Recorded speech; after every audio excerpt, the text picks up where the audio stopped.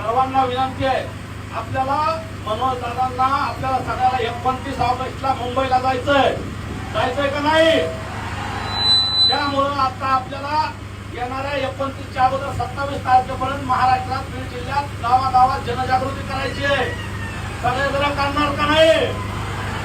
सगळ्यांना विनंती आहे, आपापल्या गावात जा, खेड्यात जा, गावातला सगळ्या पक्षातले संघटनेचे सर्व राजकीय पक्षातले असतील, गावातले सरपंच, जिल्हा परिषद सदस्य, पंचायत समिती सदस्य असतील, जे समाजातले सगळे जाणकार लोक आहेत, सर्व समाज बांधव आहेत, त्या सगळ्याला सांगायचंय आपल्याला 29 तारखेला मुंबईला जायचंय आणि त्यासाठी 27 तारखेला आपल्याला मोठ्या ताकदीनं आंदोलन यायचंय मनोज दादांना सपोर्ट करण्यासाठी.